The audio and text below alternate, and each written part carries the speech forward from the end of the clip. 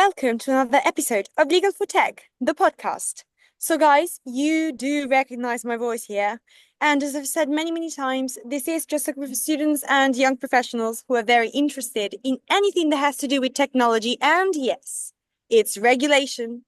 It's been quite a while, I have to say, but I'm very happy to see my colleague who just came back from Canada. Hello, Giacomo. Hi, Rosie. It's great to be back after a great vacation, I have to say. Yeah, you've got to tell us everything about that Canada experience. But that said, today we have a very special guest. I mean, I am a huge fan, and despite the wing, I'm really happy to welcome to the Legal for Tech, the podcast, Dr. Anton Ravindran, who I will call Dr. Anton for the entire duration of this interview. Hello, Anton. Hi there. Thanks, Rosalia, and thanks for setting up this call. It's a great pleasure to see you. And I have to start with thanking you so much because, I mean, your fame is really, this is a great honor for us. And I really would like for you to tell our listeners why you're here, what led you to this career, and yeah, what's the future got in ready for you? Thank you, Rosalia. That's that's an interesting question. In a way, it's loaded, but I'll make it short. I think you are trying to draw me to address my interest with regards to AI and law, particularly. But a quick few words about myself, since you asked me. Well, I have been in the IT industry more than 3 decades now, close to 4. So that tells you my vintage. But nevertheless, I studied IT all through my entire career. I did my bachelor's and master's in the States in IT, and then did a doctorate in Australia in IT. Very quick brief history of my professional career trajectory. First part of my career, I worked for some large MNCs in the IT space. That includes IBM, Sun Microsystems, Oracle, and Computer Associates. Last 20 years, I've been an entrepreneur. Now, but everything in IT in that regard. And lately, in the last recent times, my technological focus has been on 3 key areas. One, of course, in cloud computing. That has been there for the last 10 or 15 years since cloud became the de facto platform for computing in terms of resources, storage, and applications. Secondly, I've been also equally interested in the recent times on data science and big data, and of course, very lately on AI, though AI has been around as a technology for the last 6 decades.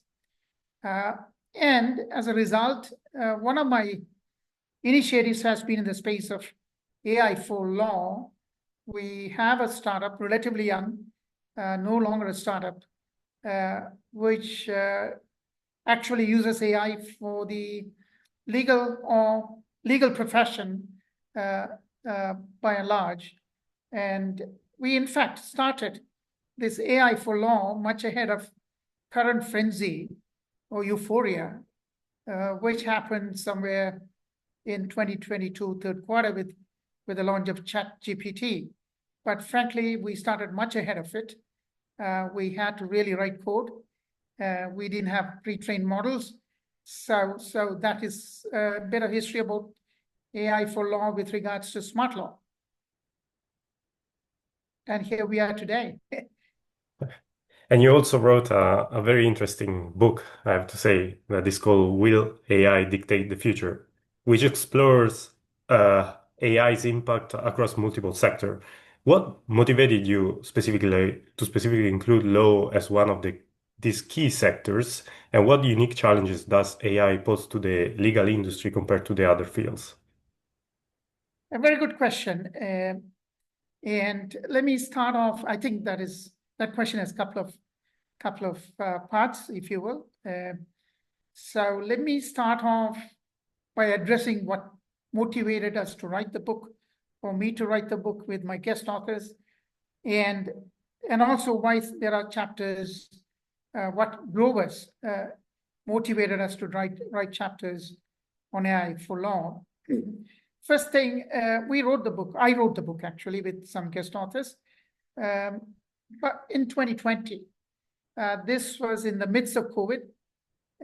We had a lot of time at home, partly, and also, but most importantly, I could see AI unfolding very rapidly. This is once again, pre-LLM times, if you will, because though OpenAI was working on LLMs, but the world didn't know until they launched, until ChatGPT was launched in 2022, somewhere in October or November. So the book was actually written a bit ahead of that. We launched the book in May 2022. Now, the second part of the question, the interest in AI for law and the chapters. There are 2 chapters in the book. One, of course, I wrote as the main author, and I had a guest chapter written by someone known to me very well for a long time, who is interestingly a practitioner in law and as well as an academic. It is Dr. Tosi Kiat, who has an LLM from Harvard in law, of course, LLM, and a PhD in law from London. He has been in practice for 40 years now, and he's also an academic at NUS Law School. So there are 2 chapters in the book. Now, why again motivated us to write? Of course, for him as a practitioner and an academic in law, I think that was natural. But to me as an IT person, why AI for law? First of all, the book covers, as the title suggests, will AI dictate the future? So I naturally wrote several chapters covering several domains or industries, including finance, healthcare, education, amongst others, manufacturing. And one of the chapters is in AI for law. Now, why AI for law with regards to myself? Naturally, I strongly see AI becoming a force for democratization of many things, many domains, including law.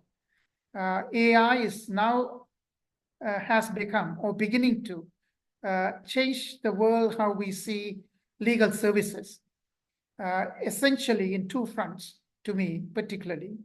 One, AI has enabled or enabling as we speak access to legal services far more easier and readily than any time in the past. So those who are underserved because of the exorbitant fees that should I say law firms and lawyers charge for clients is gradually changing. I hope I can touch on this in the next couple of minutes. So the motivation to write is we do admit that law touches every citizen, every business, every aspect of the business. Everyone needs legal help and justice. And AI, we see it as a force to deliver that and to democratize law as we progress. So that's the motivation behind it. Now, with regards to the challenges, distinct challenges with regards to AI for law, there are 3 or 4 major challenges. Firstly, the complex terminology, legal terminology, or legal language, that is one of the major challenges. Second challenge is, of course, law is about high-stake decisions. Who goes to jail? Who stays free? Who will be convicted? Who will be acquitted? These are high-stake decisions. So when we use technology, we need to be mindful that AI delivers accurate justice to all. Thirdly, also, law varies from jurisdiction to jurisdictions, from geography to geography. So applying that across the board on a generic fashion, particularly when in training models, it can be complex. So these are some of the 3 major key reasons. And of course, stringent legal frameworks varies from countries to country, from geography to geography. So the legal frameworks, the complexity with regards to legal language and lexicon, the high-stake decisions, the high-stake liabilities makes it a bit distinct and challenging when it comes to the legal profession.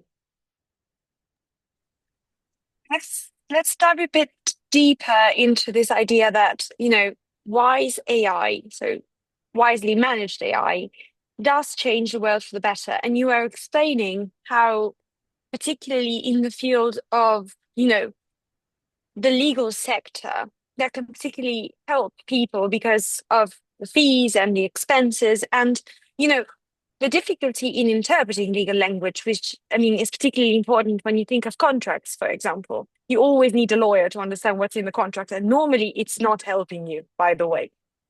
How do you envisage in the book the safeguards and principles that can be implemented at AI level, so at design level and at governance level, to make sure that this change happens for the better and not for the worse?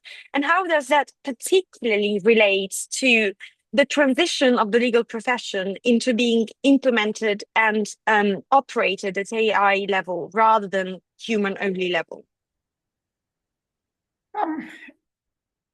Well, the book doesn't prescribe solutions to the questions you have raised, but the book does address how AI is transforming the legal profession, both the chapters, my chapter and Dr. Tu Sikiat's chapter. But nevertheless, I could share with you what we do at Smart Law and the contract analysis and review and the predictions, and why we choose to, for Smart Law, picked on these two particular areas of law. One is contract review and contract analysis and prediction. First thing first, I'm sure you would agree with me that AI can be an incredibly valuable tool with regards to efficiency and effectiveness, whether it be in law, whether it be in manufacturing, whether it be in finance. But to zoom into AI for law or AI for contract analysis and review, the first thing first is naturally and obviously, when we develop the contract review and analysis, it is amply evident that it significantly, exponentially increases efficiency. We are able to read, and there are enough tools out there today, 4 or 5 years later with LLMs have taken over the market. It increases phenomenally the ability to read documents in split seconds and with great accuracy than what one would see from a manual review of any agreement or contract. So it's a combination, firstly, of efficiency and accuracy that is not humanly possible, frankly. We could read thousands of pages in split seconds and query them. Secondly, risk reduction. As I said earlier on, law is about high-stake decisions and justice. Risk and liability are major things in law. And AI, of course, can identify potential risk and liability, again, in split seconds and very quickly. And our smart law application can achieve that. Number 3 is, of course, standardization. When we developed the product, smart law, contract review, and contract analysis, one of the things that was key to us is to ensure that this product, this solution to law firms, performs consistently when performing contract review and analysis on agreements and contracts, and thus reducing the variability between individual reviews of contracts and analysis, thus improving the quality of the contracts and agreements that we establish and develop. And lastly, I would also add that quickly, it is also it is a data-driven insights. So it is able to extrapolate insights quickly across hundreds of documents and agreements, look for that is the most potent, pertinent, significant clauses and terms and conditions, thus improving the quality of the agreement, advancing the interests of individuals, clients, and corporates. So those are the key facets, if you will, of AI in the context of contract review and analysis. Now, we have another solution, another product, that is the prediction of sentencing outcomes. Now, we do that for 3 key areas. One is for divorce, secondly, for medical negligence, and also we have experimented as a proof of concept for criminal justice in Singapore's laws context. Now, why is that and what does it do? It doesn't deliver justice. We don't deliver judgments. We don't write judgments for the case or matter, but it gives a tool for the clients to initially understand, without having to visit a law firm, the implications of the matter at hand. If you're somebody looking to get a legal counsel to advise, initial advice on a divorce matter, you don't have to go from law firm to seek that assistance, and that opinion may vary from lawyer to lawyer. So what we have done is we have aggregated this legal knowledge of different lawyers and different previous judgments so that a client could instantaneously access this tool and make a decision what to do next, whether to litigate, whether to come to an agreeable, amicable settlement. It gives you a certain degree of knowledge without even having to see a lawyer. Similarly, I'm so sorry for interrupting you, but this really needs some clarification because it's so interesting what you do. In terms of liability, I mean, professionals have a specific liability when they misguide the person that kind of visits them because they are professionals. What's the level of liability that your company accepts if that advice is not accurate or is grossly inaccurate? That's to say. well, we don't provide any guarantees, but what we provide is, of course, we will give you a probability of the chance of winning this case, losing the case. We will give you a probability of the outcome of the judgment, but of course, interestingly, my wife is a lawyer who was educated in the UK, practicing law in Singapore, called to the bar in the UK. So I understand a little bit of the liability more than for a technical IT person. But having said that, to answer your question directly, we don't provide any guarantees. And I don't think any lawyer would provide a guarantee with regards to initial consulting. These tools, prediction, is solely to provide a heads up, an initial idea of how this case may transpire, how this case may unfold. Then based on that, you could make your next decision, whether to seek legal advice, and further down the road, whether to litigate, whether to come to an amicable settlement. So we only give you a probability, give the client, the law firm even, a probability of how this will unfold. We don't provide any guarantees. I don't think any tools in the market will provide any guarantee. As the president of the Alliance for AI and Humanity, you promote responsible AI by addressing also ethical issues. What specific ethical concerns do you see in the application of AI to legal processes, especially when AI is making or influencing decisions that affect people's rights? Right. Now, the thing about AI is the challenges, the fears are generally around few areas. Number one is bias. The data bias, the model bias, the algorithmic bias. Secondly, who is responsible for the decisions? And the question was just raised in a way, who is accountable? And thirdly, it's about transparency and confidentiality, and also ensuring that it meets all the legal regulations for the respective geographies and territories. So with regards to AIH, or Alliance for AI and Humanity, first of all, we are a not-for-profit organization. We advocate, we create awareness, we build guidelines, again, as a not-for-profit organization. So the question is, firstly, how do we ensure AI systems don't perpetuate existing biases in legal data and decisions. So we advise, not for profit, how to develop models and applications that would ensure that the system that we develop doesn't in any way perpetuate. And in many ways, in more ways than one, how can we eliminate those biases that is evident or inherent in some of the legal databases or legal data that may exist and decisions in the past. Secondly, AIH promotes responsible AI development. Essentially, it means that when AI makes a decision, makes a recommendation, we should be able to explain thoroughly to the world, to the user, how that decision was arrived. Even in our case, in smart law, the prediction, we are happy to explain how that decision was arrived. Only thing what we don't do is provide some guarantees.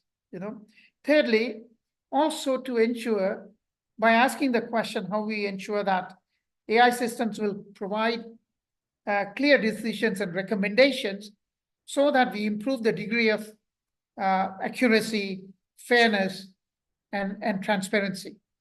And the last one, of course, is to also provide guidelines, because as lawyers begin to use more and more of AI tools as at least as companion, as a co-pilot in their work, we need to ask the question, how would they maintain their professional duties while relying on AI as a tool to make their decisions, which influences their decision? So we need frameworks and guidelines to manage this combined effort in providing legal advice and legal counseling and legal services to clients while we relying on AI. And the last point, in addition to that, is access to justice.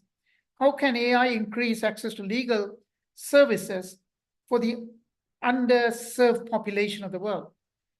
We try to promote through activities, advocacies, writings, opinion pieces, the ways to increase the access to legal systems by using technology, particularly AI, to the underserved population of the world.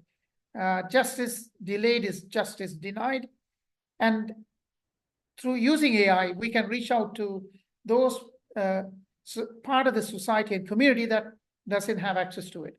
And also, we will also continue to ask the question whether AI will in any way exacerbate, increase the existing inequalities in the society, because there is a problem with the haves and the have-nots with regards to access to technology as well.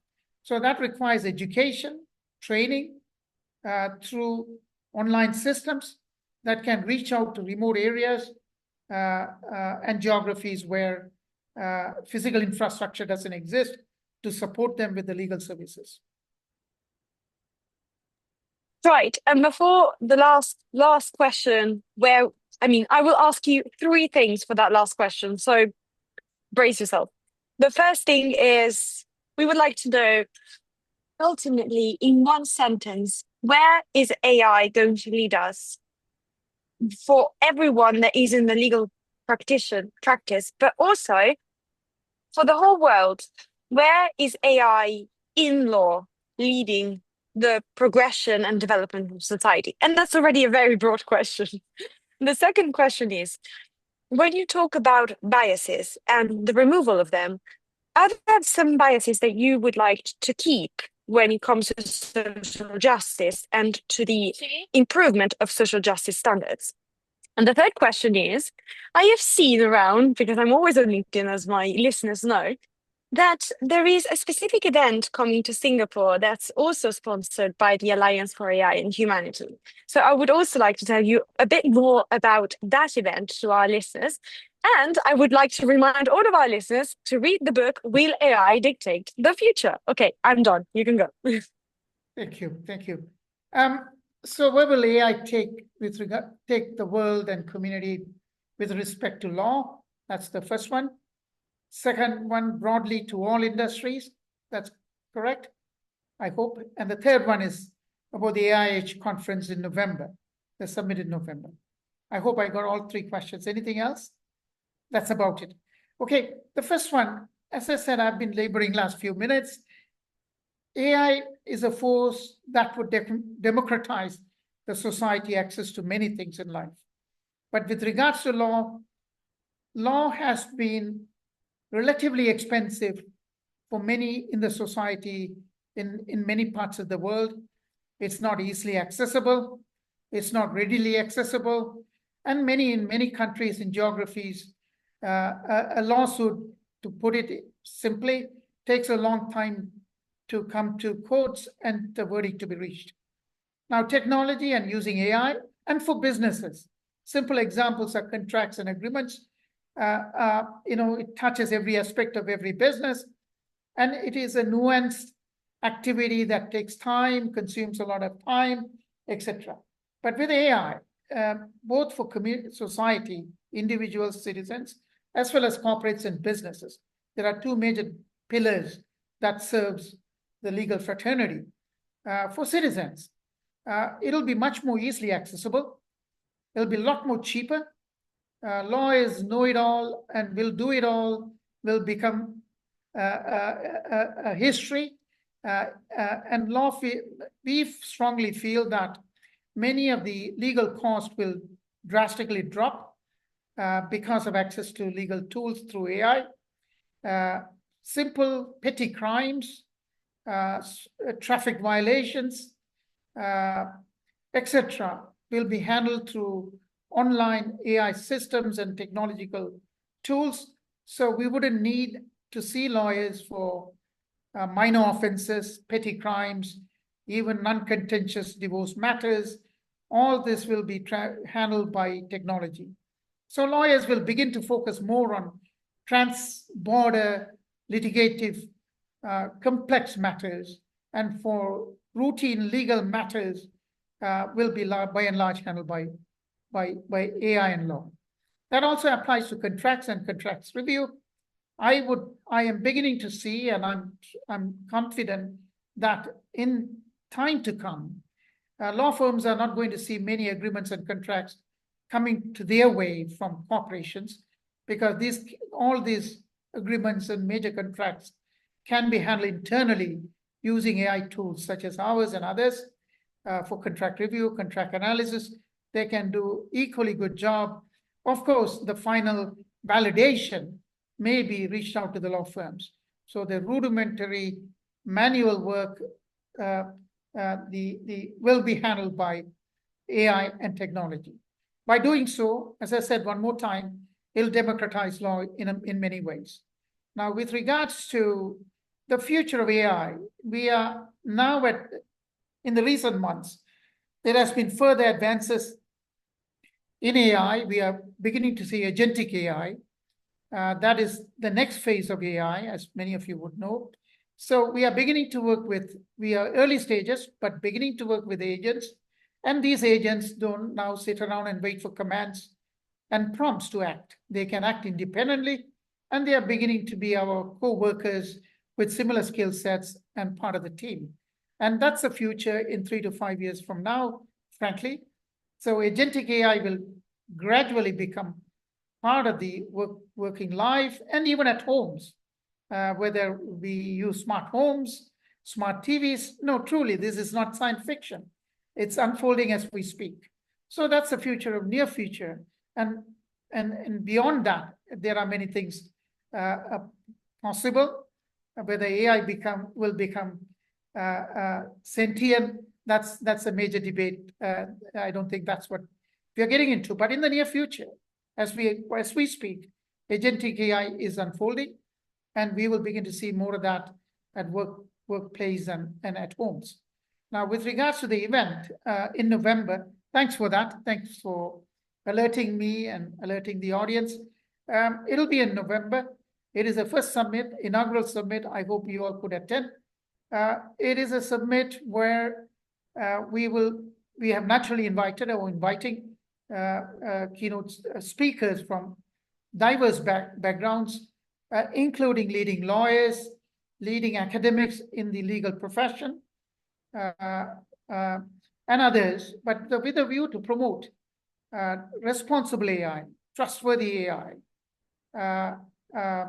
and also that is grounded on ethics, on governance, on transparency, and our intentions are to produce guidelines and a report at the end of the 2 days conference, 2 days summit. So there will be tangible output as a result of this 2 day summit in Singapore in November. Wow, I'm jealous. I wish I could come, to be honest, and I hope that you will provide a lot of documentation, especially this guideline document for the LinkedIn community, because I'm sure that our listeners would love to hear. And to all of our listeners that are in Singapore, guys, just show up. Please go for us as well, because we cannot travel from Europe, but that will be an amazing type of event. And thank you for sponsoring it here on Legal for Tech, the podcast. That said, I will now say goodbye and thank you, and a very, very nice evening, I think, if I'm not mistaken, to Dr. Anton. Thank you so much for joining us today. Thank you, Rosalia, and Giacomo, who's still here with me. Thanks, Giacomo. This was all for this. Thank you very much. Can we speak for a minute? Yeah.